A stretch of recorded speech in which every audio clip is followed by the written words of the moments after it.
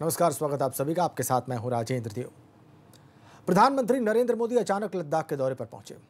उन्होंने गलवान घाटी की झड़प में जवानों का हालचाल जाना, उनकी हौसला अफजाई की और 11,000 फीट ऊंची पोस्ट पर पहुंचकर जवानों का जोश बढ़ाने के लिए राष्ट्रकवि रामधारी सिंह दिनकर की कविता के अंश पढ़कर चीन को विस्तारवादी नीति पर चलते हुए इतिहास का सबक भी याद दिलाया।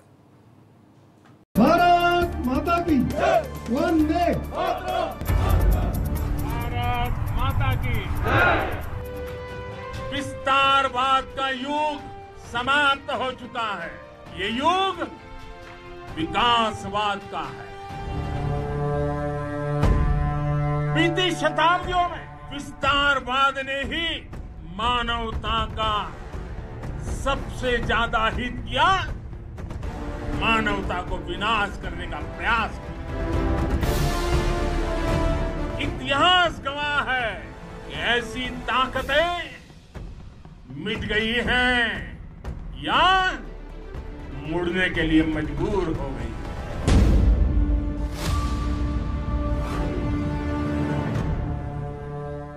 हमारे यहां कहा जाता है, खड्गेन आक्रम्य भंजितः, खड्गेन आक्रमः भुंजितः, वीर भोग्या वसुंधरा, यानी वीर अपने शस्त्र की ताकत से ही धरती की, मातृभूमि की रक्षा करते। रामधारी सिंह दिनकर की लाइनों से लेह में गूंजी ललकार हिंदुस्तान के उन जज्बातों का आईना है जिसे प्रधानमंत्री मोदी ने 11,000 फीट ऊंची चोटी से चीन को दिखाया है। इसकी रक्षा सुरक्षा को हमारा समर्थ और सामर्थ्य, हमारा संकल्प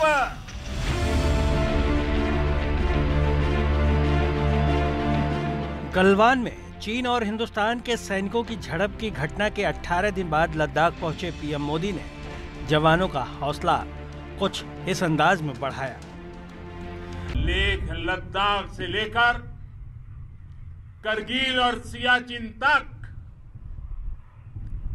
रेजांगला की बर्फीली चोटियां से लेकर गलवान घाटी के ठंडे पानी की धारा तक, हर चोटी, हर पहाड़, हर जर्रा जर्रा, हर कंकड़ पत्थर भारतीय सैनिकों के पराक्रम की गवाही देते हैं।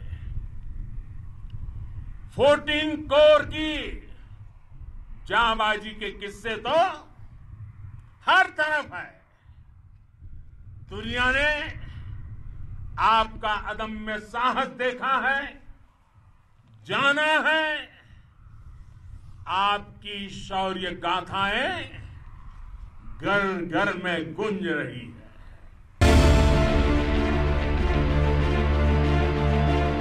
बिना चीन का नाम लिए पीएम मोदी ने इतिहास के हवाले से ये साफ किया कैसे विस्तार। इतिहास गवाह है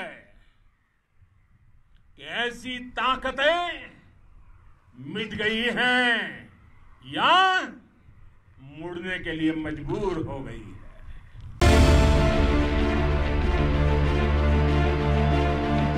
पीएम मोदी के लद्दाख में हुए अचानक इस दौरे से चीन और पाकिस्तान समेत पूरी दुनिया हैरान रह गई। इस दौरान पीएम मोदी नीमू फॉरवर्ड पोस्ट पर पहुंचे। नीमू फॉरवर्ड पोस्ट ऐसी जगह पर है जहां से भारतीय सेना पाकिस्तान और चीन दोनों को साध सकती है। नीम सिंधु घाटी और जंस्कार घाटी के बीच स्थित एक मैदानी इलाका है। ये सबसे कठिन परिस्थितियों के लिए जाना जाता है। 1999 में हुए करगिल युद्ध के बाद नीमू में भारतीय सेना ने अपना सैन्य बेस बनाया था। वहीं प्रधानमंत्री मोदी के दौरे से बौखलाए चीन ने एक बयान जारी किया। चीन के विदेश मंत्रालय की तरफ से कहा गया कि मिलिट्री और डिप्लोमेटिक बातचीत के जरिए दोनों देश तनाव कम करने की कोशिश कर रहे हैं। ऐसे में किसी भी एक पक्ष को ऐसा काम नहीं करना चाहिए जिससे हालात बिगड़े। इससे पहले उत्तरी सेना और 14 कॉर्प्स के कमांडर ने प्रधानमंत्री को बॉर्डर के हालात की जानकारी दी। मोदी ने नीमू में 11,000 फीट ऊंची फॉरवर्ड लोकेशन पर आर्मी, एयरफोर्स और आईटीबीपी के जवानों से बातचीत की। नीमू से चीन की दूरी महज 250 किलोमीटर है और प्रधानमंत्री ने जवानों से इस बातचीत का फोटो इंस्टाग्राम पर भी शेयर किया। पीएम मोदी के दौरे से पहले रक्षा मंत्री राजनाथ सिंह सेना प्रमुख नरवणे के साथ लद्दाख का दौरा करने वाले थे, लेकिन गुरुवार को यह दौरा स्थगित हो गया। इसके बाद प्रधानमंत्री मोदी अचानक दौरे पर पहुंच गए। इसे लेकर रक्षा मंत्री राजनाथ सिंह ने ट्वीट कर उनका आभार जताया है। अपने ट्वीट में रक्षा मंत्री ने लिखा, प्रधानमंत्री श्री नरेंद्र मोदी का आज लद्दाख जाकर सेना के जवानों से भेंट करके उनका उत्साहवर्धन करने से निश्चित रूप से सेना का मनोबल और ऊंचा हुआ है। मैं प्रधानमंत्री जी के इस कदम की सराहना करते हुए उन्हें धन्यवाद देता हूं। वहीं जानकार भी मानते हैं कि पीएम मोदी का ये दौरा चीन पर कूटनीतिक दबाव बनाने में कामयाब होगा। जो फॉरवर्ड एरियाज हैं वहाँ पे जो इंफ्रास्ट्रक्चर है उसके बारे में भी बात किया और ख़ास तौर पर उन्होंने कहा है कि गलवान हमारा है, लद्दाख हमारा प्राइड है। और जिस प्रकार से उन्होंने 3 अंश में बातें कही, एक तो एक जवानों को संबोधित किया, दूसरा एक पूरे विश्व को एक मैसेज दिया कि विस्तारवाद जो है उसके अगेंस्ट में जो डेवलपमेंट है, डेवलपमेंट, और दूसरी तरफ देखिए आप एक्सपेंशनिज्म जो है उसके बारे में इतना डिटेल से बताया। और मुझे सबसे बड़ी बात ये लगी कि उन्होंने कहा कि उनके हर वक्त वो जब राष्ट्र सुरक्षा की बात करते हैं तो 2 माताओं को याद करते हैं, एक तो राष्ट्र माता और एक याद करते हैं सब जवानों की माताओं को। तो ये एक बहुत बड़ा बात थी। और वो हॉल ऑफ फेम गए, उन्होंने मेमोरियल में गए और ये बहुत बड़ा आज का दिन और आज के दिन की बात थी। भारत माता की वंदे भारत माता की। प्रधानमंत्री का ये दौरा कई लिहाज से अहम है। समाप्त हो चुका है ये युग। चीन से चल रहे तनाव के बीच लगातार जिस तरह से भारत ने कदम उठाए हैं, लेकिन विपक्ष बार बार चीन के कब्जे में जमीन होने का मुद्दा उठाता आ रहा है। माना जा रहा है कि पीएम ने इस दौरे से चीन और विपक्ष दोनों को एक साथ जवाब दे दिया है। Bureau report, ABP Ganga. इतिहास गवाह है कि ऐसी ताकतें मिट गई हैं या मुड़ने के लिए मजबूर हो गई। देश की हिफाजत का जिम्मा उठाने वाले हमारे जवानों की हौसला अफजाई उनके कर्तव्य को निभाने की नई खुराक होगी। लेकिन उत्तर प्रदेश के कानपुर में अपने कर्तव्य की बेदी पर 8 पुलिस वालों को शहीद होना पड़ा, जो एक अपराधी को पकड़ने के लिए गए थे। इसी दौरान उन पर हमला बोल दिया गया। अब विकास को पकड़ने के लिए पुलिस ने इनाम की रकम 25 से बढ़ाकर 50,000 कर दी है।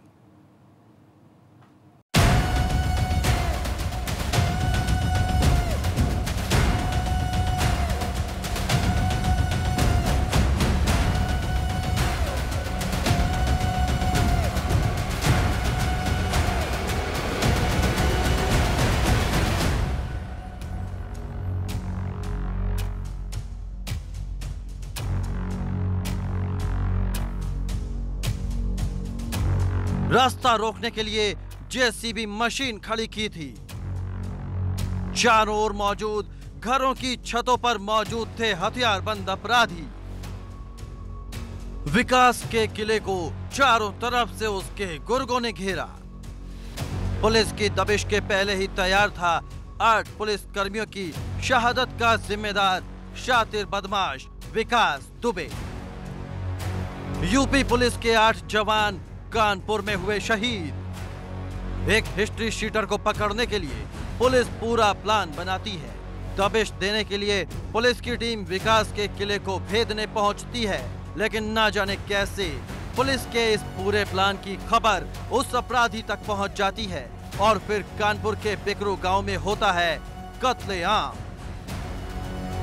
खून के ये निशान और बीच सड़क पर मौजूद ये जेसीबी मशीन गवाह है विकास दुबे की तैयारियों की, जो उसने पुलिस की दबिश से पहले की थी।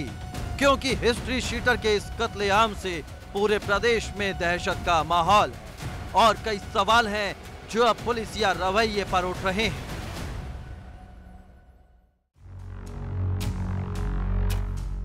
अब वाकई विकास को पुलिस की दबिश की खबर पहले ही लग चुकी थी, तो ये सवाल उठना लाजमी है कि एक अपराधी का मुखबिर पुलिस के नेटवर्क में कैसे पहुंचा और उसकी पकड़ इतनी ज्यादा मजबूत कैसे हो गई।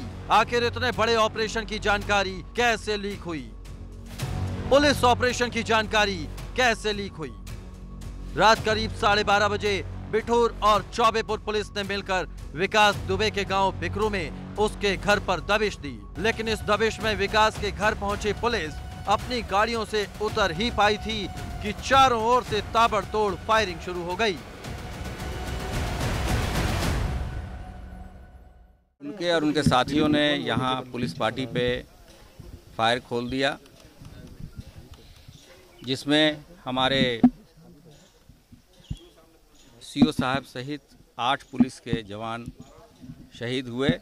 कुछ पुलिस के वेपन भी गायब हैं, जिसकी जांच पड़ताल चल रही है कि किस जवान और किस अधिकारी के पास क्या वेपन थे।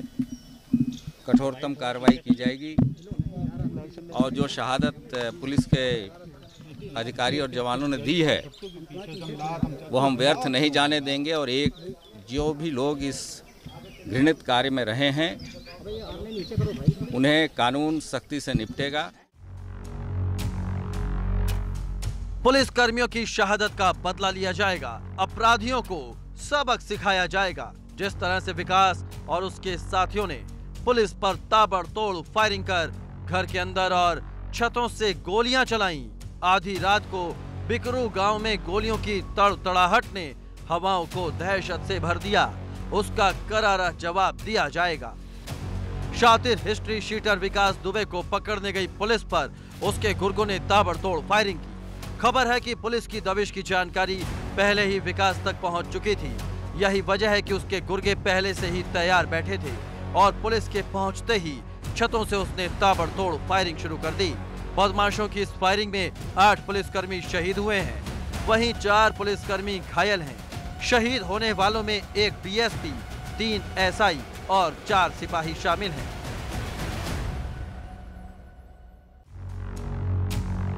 विकास दुबे की पैठ हर राजनीतिक दल पर होती थी। यही वजह है कि करीब 60 से ज्यादा केस दर्ज होने के बाद भी आज तक पुलिस उसे पकड़ नहीं पाई। पुलिस का दावा है कि गिरफ्तारियां कई बार हुई और मामला अदालतों तक पहुंचा। वहीं इस बात से भी इनकार नहीं किया जा सकता कि हमले के वक्त विकास के पास आधुनिक हथियार भी मौजूद थे।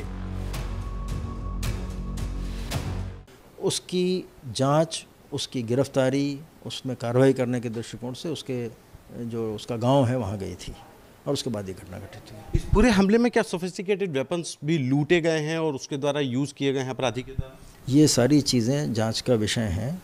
जांच करने के लिए वहाँ अधिकारी मौजूद हैं, फॉरेंसिक एक्सपर्ट भी गए हैं। जब वो अपना एग्जामिनेशन कर लेंगे तो ये जानकारी आपसे साझा की जाएगी। सर, आप कह रहे हैं कि थाने का हिस्ट्री शीटर है, 60 मुकदमे दर्ज हैं। उत्तर प्रदेश में बदमाशों के खिलाफ एनकाउंटर की मुहिम चल रही है, इसके खिलाफ कोई कार्रवाई पहले नहीं की गई? एनकाउंटर मतलब जो इसको पकड़ने की, इसके खिलाफ कार्रवाई करने के लिए? इसके हर मुकदमे में इसको पकड़ा गया है। इसके खिलाफ कोर्ट में चार्जशीट्स भी लगी हुई हैं।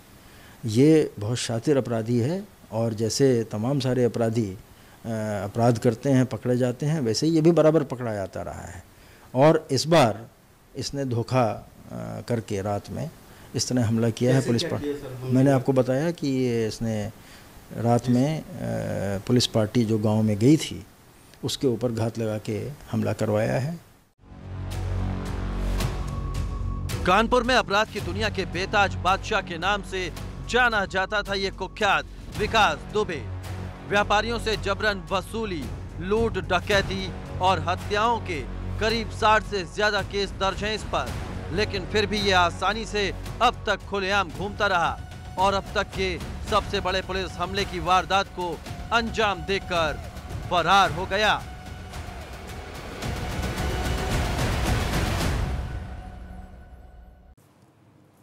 विकास का ये गुनाह आपके सामने है, तो क्या विकास यूं ही उसकी हिम्मत इतनी बढ़ गई कि वो पुलिस टीम पर हमला कर दे, गोलियां चलाए? बात बचने वाली नहीं है, क्योंकि ये सबको पता है कि कोई भी अपराधी बिना सियासी साय के इतना बड़ा नहीं हो जाता कि वो पुलिस टीम पर गोलियों की बौछार करने की हिम्मत जुटा पाए। और फिर बीते कई मामले हमारे सामने हैं जिसमें साफ साफ देखा जा चुका है कि सियासत अपराधियों को संरक्षण देती रही है, उनका इस्तेमाल करती रही है। राजनीति की अपराधीकरण की थ्योरी भी तो यही है। अब इसे लेकर फिर से सवाल उठ रहे हैं।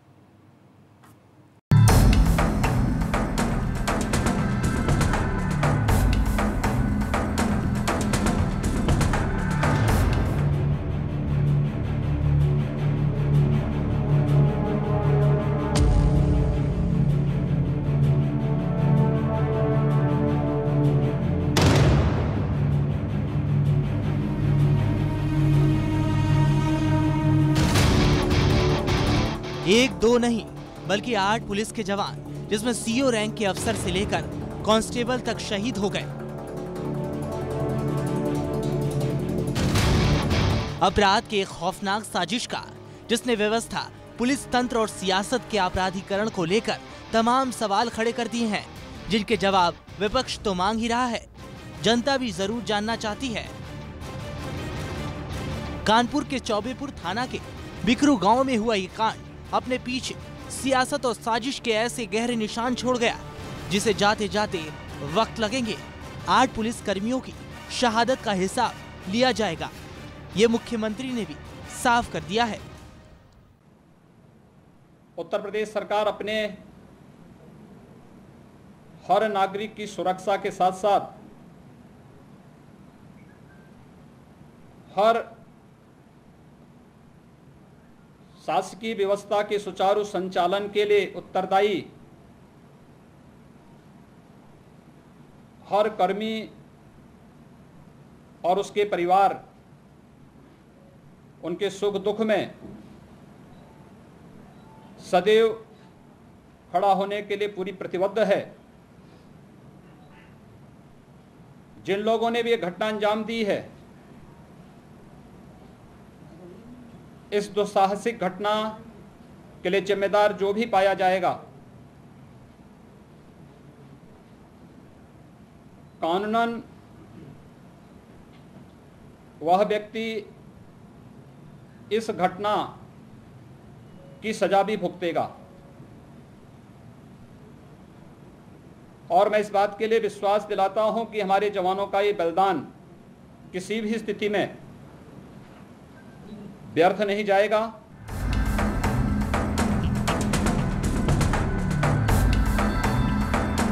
लेकिन असल सवाल सियासत और अपराधियों के उस गठजोड़ का है, जो विकास दुबे जैसे लोगों को जन्म देती है, क्योंकि विकास जैसे लोग जयराम दुनिया में पहले अपने रसूख बनाते हैं, फिर उस रसूख के इस्तेमाल से सियासत का रास्ता चुनते हैं और सियासत से संरक्षण हासिल कर उसका हिस्सा बन जाते हैं। हालांकि जब यही सियासी पार्टियां सवाल उठाती हैं तो हैरानी होती है। विकास दुबे की कहानी भी कुछ ऐसी ही है। अपराध की इबारत लिखने वाले विकास के खिलाफ 60 मुकदमे दर्ज अलग अलग थाने में हैं। लेकिन विकास का रसूख रचने में सांसद से लेकर विधायक किसी ने कसर नहीं छोड़ी। विकास ने संरक्षण के लिए हर पार्टी के नेताओं को साथ कर यहाँ तक का सफर तय किया, जिसमें पूर्व मंत्री तक का संरक्षण शामिल है।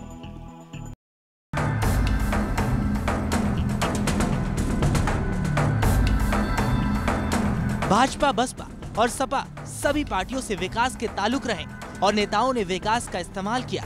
यही वजह रही पुलिस भी उनके आगे बेबस रही। वैसे अपराध के जरिए सियासत की सीढ़ियां चढ़ने वाला विकास इकलौता नहीं है और न पुलिस वालों की शहादत का ये कोई पहला वाकया है।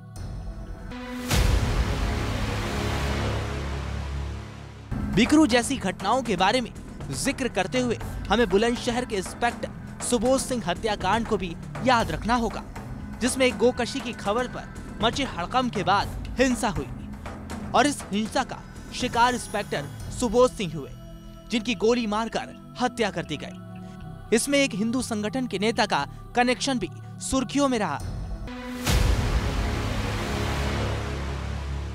सिर्फ बुलंदशहर ही नहीं बल्कि मथुरा का जवाहर बाग हत्याकांड भी ऐसे ही हमले के इतिहास में दर्ज हुआ है। सालों से कब्जा जमाए राम वृक्ष यादव और उसके गुर्गों को भगाने गई पुलिस टीम के डिप्टी एसपी को भी अपनी शहादत देनी पड़ी। इस कांड में संरक्षण की कई सियासी परतें खुली और नेताओं के चेहरे सामने आए। ये तमाम मामले राजनीति के अपराध से गठजोड़ का खूनी चेहरा भर नहीं है, बल्कि एक ऐसी तल्ख सच्चाई जिसे सियासत हमेशा मुंह चुराती रही है। क्योंकि सिर्फ ये घटनाएं नहीं, बल्कि अपराधियों की राजनीति में एंट्री की एक लंबी फहरिस्त रही है। बिहार, यूपी जैसे राज्यों में अपराधियों के लिए सियासत या सत्ता संरक्षण का सबसे आसान रहा है। 1998 में यूपी के कुख्यात माफिया रहे श्री प्रकाश शुक्ला की कहानी भी बिकरू के विकास जैसी ही तो रही। फर्क है तो बस दोनों के नेटवर्क में। विकास जहां सिर्फ कानपुर और उसके आसपास तक सिमटा रहा, तो प्रकाश शुक्ला यूपी से बिहार तक अपने पैर फैलाकर आतंक का पर्याय बन गया। वैसे एक सच्चाई ये भी है कि सियासत और पुलिस के संरक्षण से ही विकास जैसे अपराधियों का मनोबल बढ़ता है और वक्त आने पर उन्हें भी अपना शिकार बनाने से नहीं चूकते। हालांकि सियासत के अपराधीकरण को रोकने के लिए कानून में बदलाव तो किए गए, लेकिन सफेद पोश जिंदगी के स्याह पन्ने कभी मिट नहीं सके। Bureau report, ABP Ganga.